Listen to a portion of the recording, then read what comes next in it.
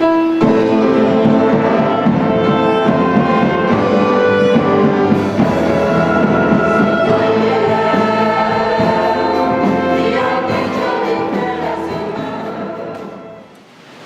on the 16th Sunday in Ordinary Time, and we have for this day our theme, Family of God and the Kingdom of their Father. Family of God and the Kingdom of the Father. We know that when we receive the Lord Jesus Christ and have placed our faith in Him, how that in the letter of St. Peter, it says that we are chosen generation, royal priesthood, holy nation, special people to God, whom He has taken out of darkness, bringing to the kingdom of the Son, kingdom of light. We are in the kingdom of God. We are now, as I've said last Wednesday, taken from the letter of St. John in Revelation, how that God has made us for Him a kingdom. So we know that we are a kingdom, we are part of the kingdom, and also we are the kingdom. But we can see in our gospel today how that the Lord would like to remind us of this truth.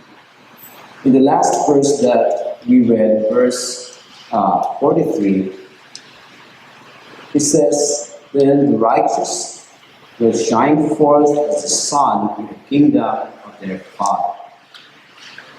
The righteous will shine forth as the sun in the kingdom of their Father. How that at the end of the age, those who have faithfully committed to Him, those who have faithfully walked in the ways of our God, He says, we're going to shine forth, knowing that this glory that the Father has will also be made manifested to us. Even we become then the standard that God used to separate those who walk in wickedness and those who walk in righteousness. Today we hear the gospel concerning the parable of theirs. Actually, this is already the explanation or the profound theory of our Lord Jesus Christ concerning the parable of theirs. How that the disciples, after the Lord Jesus Christ sent the multitude away, they turned to the place where they stayed.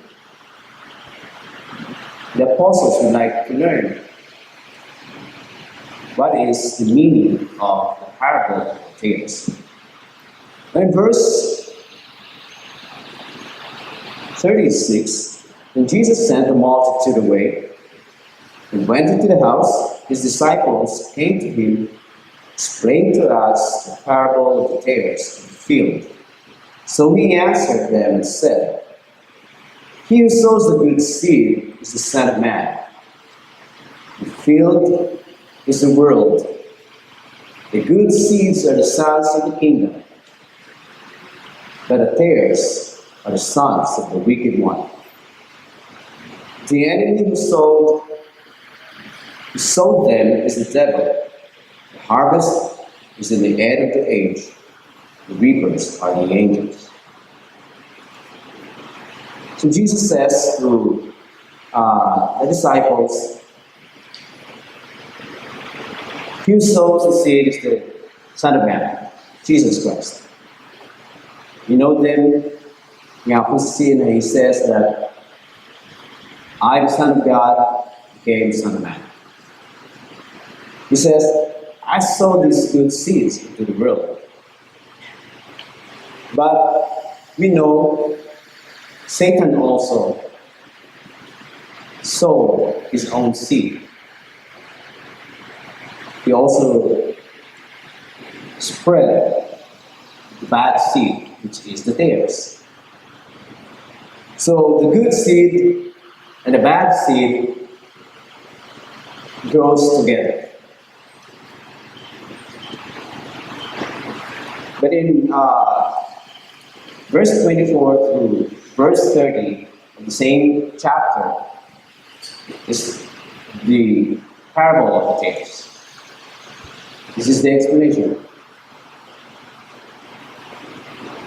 In the parable of the tares, Jesus says, while the Son of Man slept,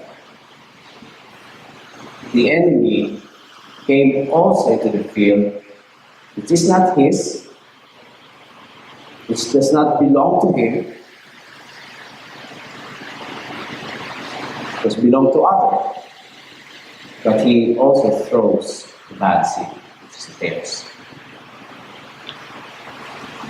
So I read in the history or some commentary concerning this. This is actually happening in their time, the time of Jesus Christ. That others would sabotage the crops of others. They destroy the plantation of others, which is their common practice in their times. So later on, the Romans passed a bill that this should be stopped. Anyone caught doing this would be brought into justice. All of this is a common practice that they did before. So we know that this gospel, God allows us all to both experience the goodness, the grace, the mercy of our God. Because God allows the tares and the wheat to grow together. Because at first,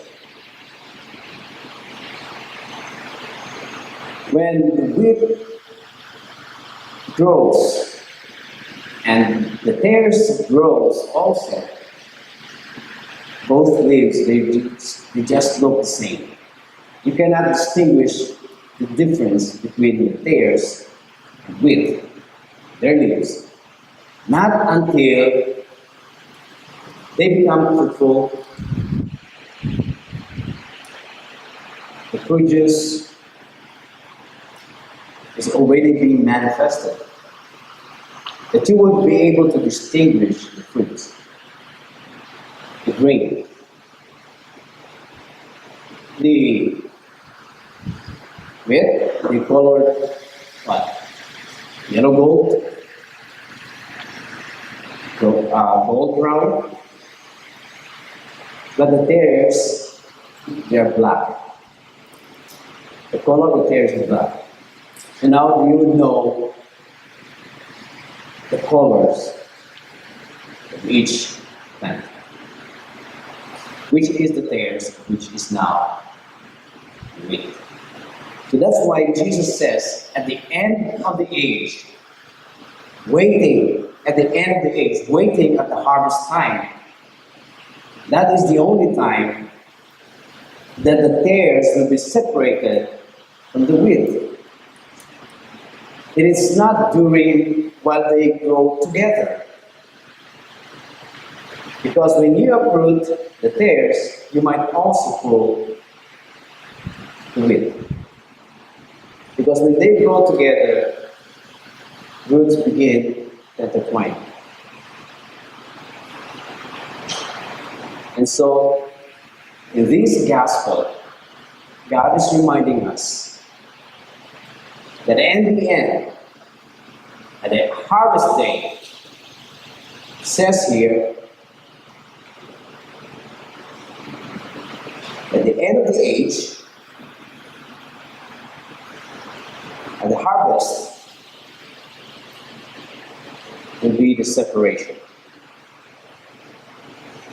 Even those who are of the kingdom.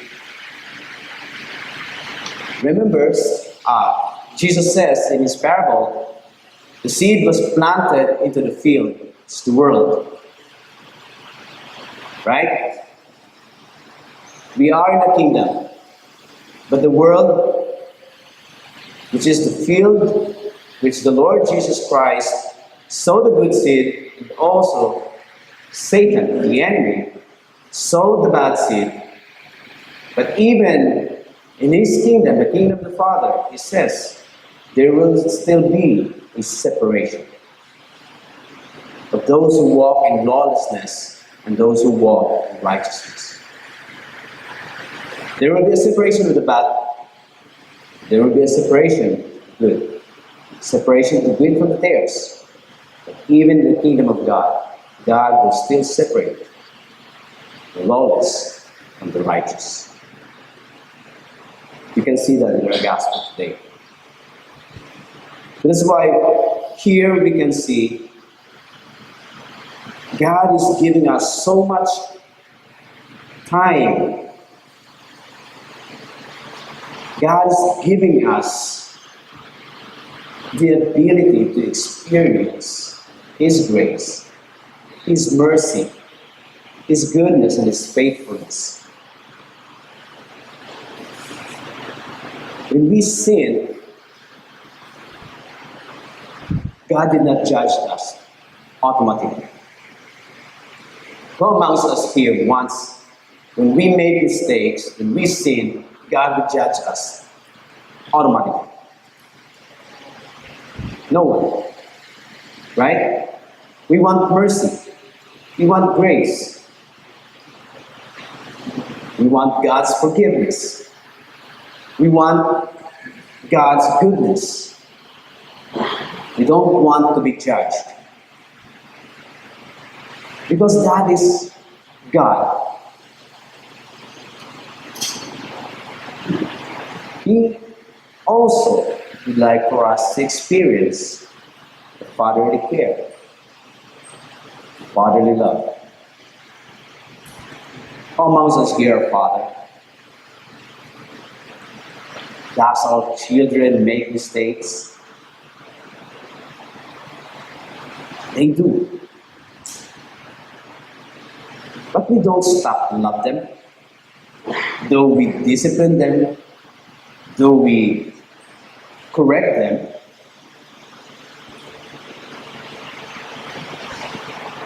sometimes we punish them, but they may realize that that is the consequence of what they committed. Yes, there is forgiveness with God. There is mercy, there is grace with God.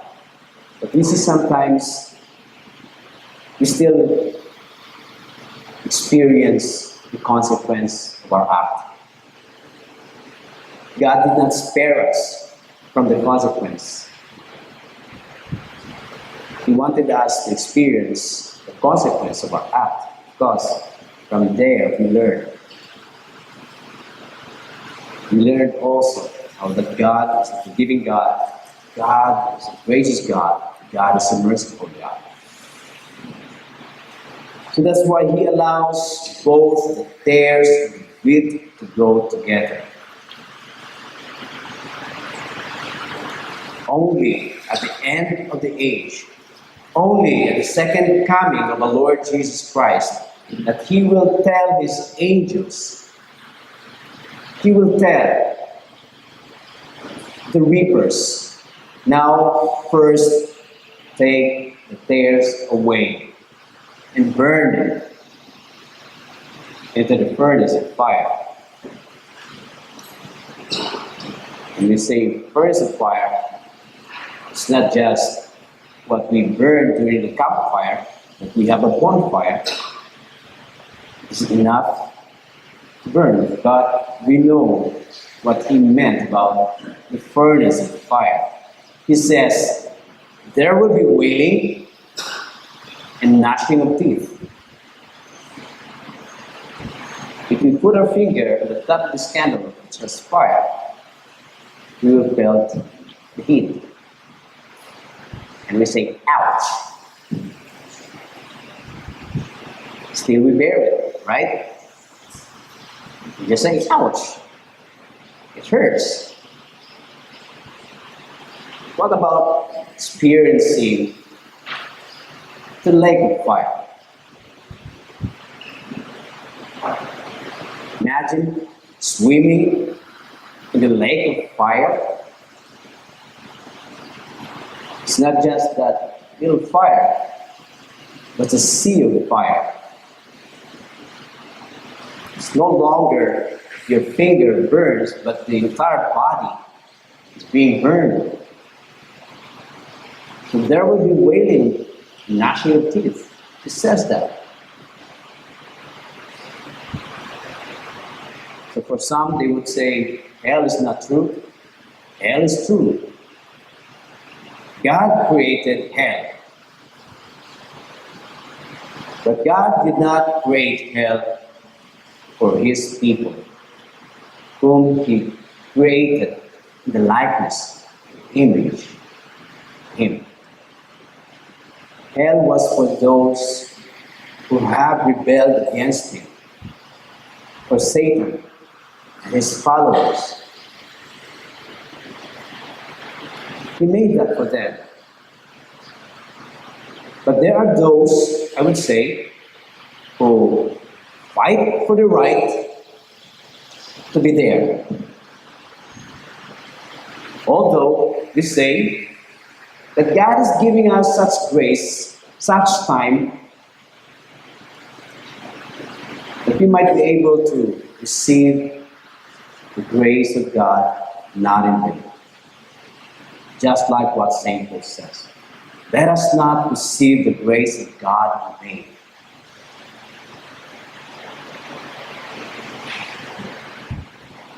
He wanted us not only to receive the kingdom, He wanted us also to walk in righteousness for Him. Because this will determine where we are going to be at the end of the age. This will determine what will be our future.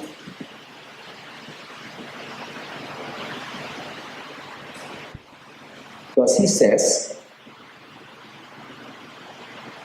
at the end of the age, those who walk in righteousness will shine forth as the sun, the kingdom of the Father. He manifests His glory. He manifests that which is within Him, the righteousness of God.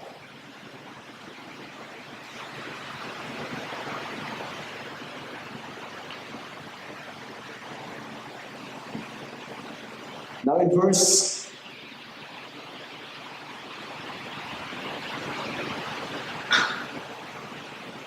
41, the Son of Man will send out His angels, and they will gather out of His kingdom all things that offend and those who practice lawlessness. In the earlier verse, we can see the separation of the tares and the wheat. Now here it says, in verse 41, the Son of Man will send out His angels, and they will gather out all His kingdom. Not of the field anymore, but He says of His kingdom. Those of His family, those of His redeemed. He says He's going to take out of His kingdom all things that offend and those who practice lawlessness. It's not just the tares anymore and the wheat. Although God is giving each one the ability to change, to grow, the tares could be the wheat. transformed into a good seed. Being transformed to produce a good fruit. But do you think it is also possible that the wheat turns into tares? Is it possible or not? It is possible. Many a time we hear Bishop would always remind us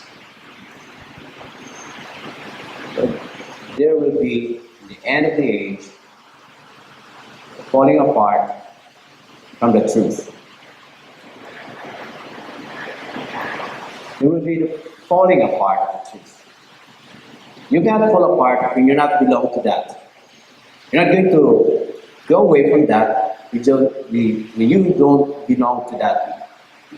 First, you have to enter in, then go out. Ascend to that place, then fall down. It is possible that the wheat will also form the tares. And it is also possible for the tares to become wheat, become a good seed, and a good seed to become a bad seed. But all this we know is because of God's grace, God's mercy. He wanted us all to walk that same. For a good seed to continually become a good seed until the end.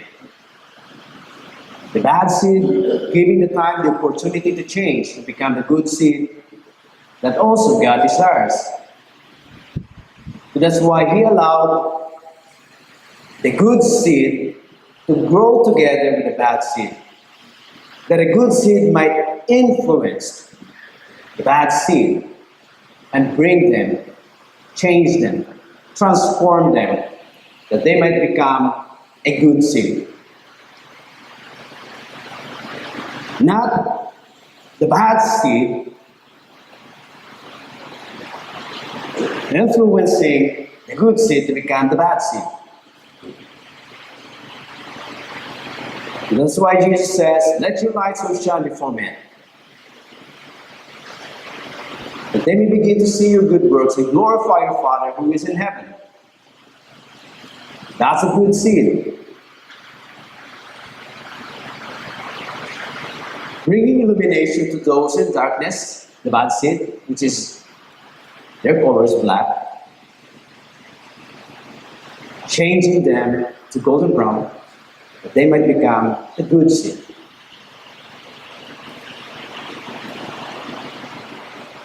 Sometimes the problem with us is that we separate ourselves to the bad seed. Because we say, this is a common problem that we have then when we are charismatic. When we mingle with the so-called unbelievers, those who are not of our church, not of our denomination, they are unbelievers. And we would always say, be not equally yoked with the unbelievers. Right?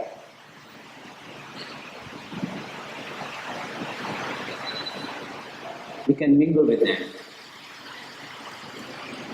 We can talk with them. But it's another thing when we become one of them. That's becoming equally yoked with them.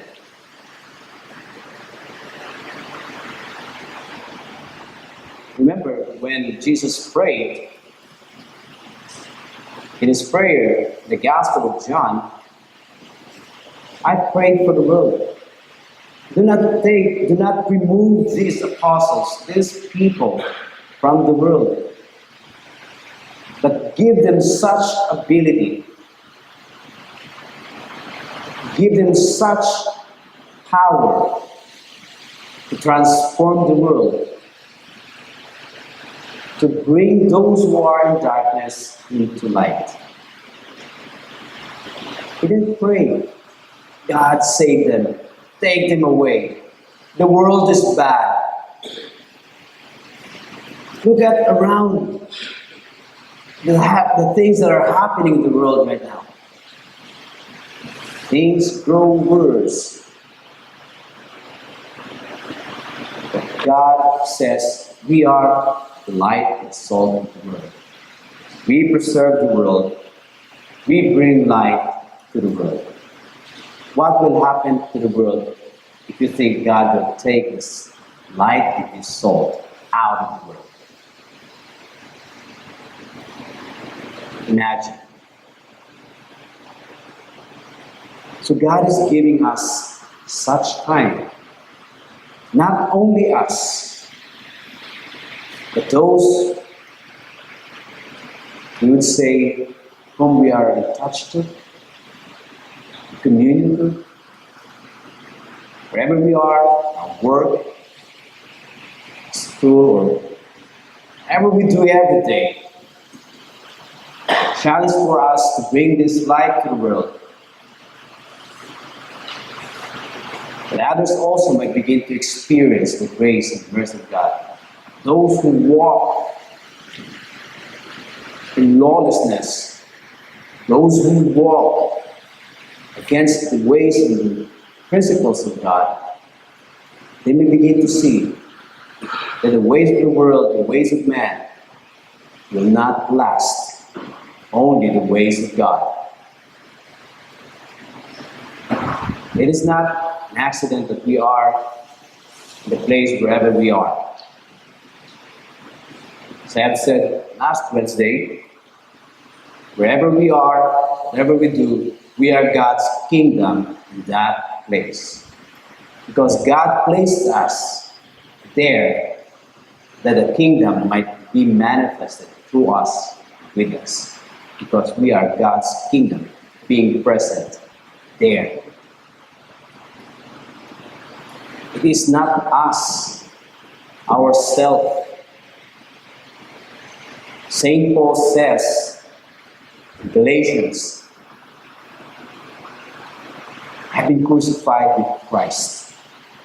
It is no longer I who lives. Christ lives in me. You are Christ's presence in that place. And where Christ the King is, there the kingdom also present. And there the grace, the mercy, the goodness, faithfulness of God is present. Through whom? Through us. We bring the grace of God there. We bring the mercy of God there, wherever we are. We don't represent ourselves. I don't represent myself wherever place I go. I want to represent Christ. I want to represent the kingdom. And that kingdom is a kingdom of grace, mercy, God, faithfulness, and goodness. Because we want to bring that to them. We are planted there. Isn't that what we read? The Son of Man plant a good seed. Yes, we know there is also present the bad seed. How will they know the truth? How will they know the mercy, the grace of our God? It is through us and with us. That's why we are there. God planted us there, being the good seed. That we might influence the bad seed and become the good seed. Not the bad seed influencing us to become the bad seed.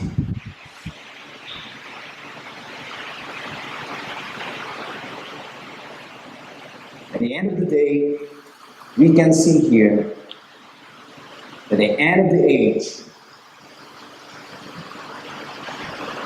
when God will send the angels to reap the harvest, He first says, separate the wicked one.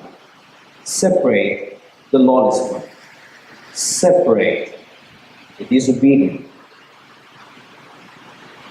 He says, throw them into the furnace of fire. Then he says, then the righteous will shine forth as the sun in the kingdom of their Father. The righteous will shine forth. This is God also allowing His glory to shine through us. Right. Because it says in His presence there is no darkness at all. So what do you think you will experience when you are in the presence of God? Remember Moses. When Moses was on the top of the mountain, speaking with God, unknowingly, he came down and speak to the people. People were afraid of him because his face was shining.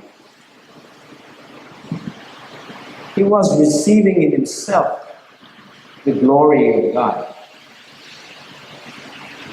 as he stayed in the presence of God. The glory of God is manifested, even reflected to Moses. That also will happen to us in His kingdom.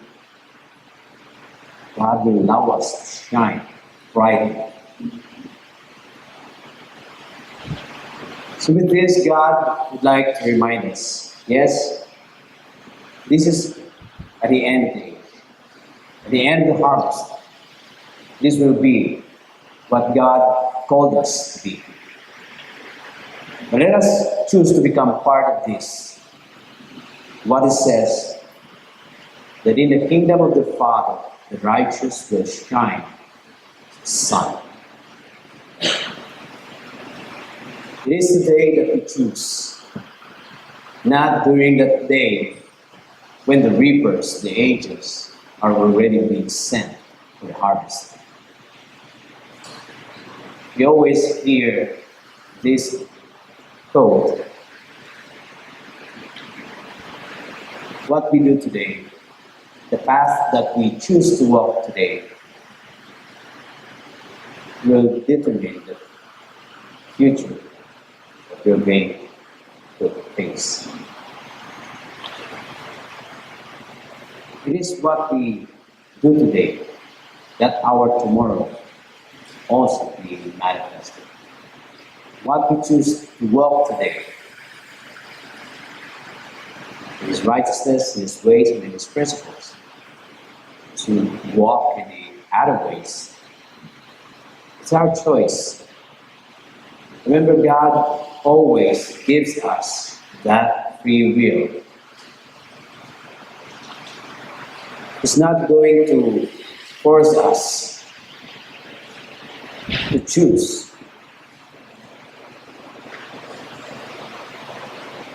This side,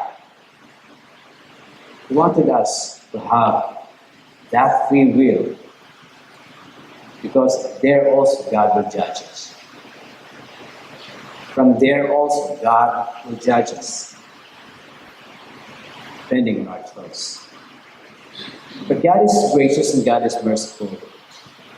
God is good. He even says, if it is difficult for you to choose between the good and the bad, the cursing and the blessing, the death and the life, God says, okay, this is an solicited advice. Choose life, choose blessing, choose the goodness of God. If it is hard for you to make a choice, I'll just give you a tip. Choose life. Choose the blessing, not the death, not the cursing. So it is our choice today. And when we make our choice today, let us choose the way to follow, that we might also say that we say these words. We receive the grace of God, not we receive not the mercy of God.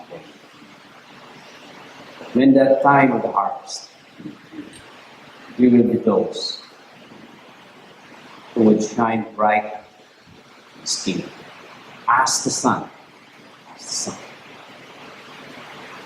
So let us today ponder upon that truth. Yes, God is gracious and God is merciful, allowing us all to have time to experience that. Good seed will continually, the good seed will produce good fruit in His kingdom. The bad seed, if we who are good seed bring them, might become also a good seed in the kingdom of God. Transform them, change them, just like what the leaven did. Put a little amount of leaven. It will bring change to the whole crowd. That is what God wants us to do. That's why He didn't tell the angel to pull out the bad seed. Let them grow together. Let them grow and experience my goodness, my mercy, my grace, my faithfulness. Let's all stand once again. Prayer.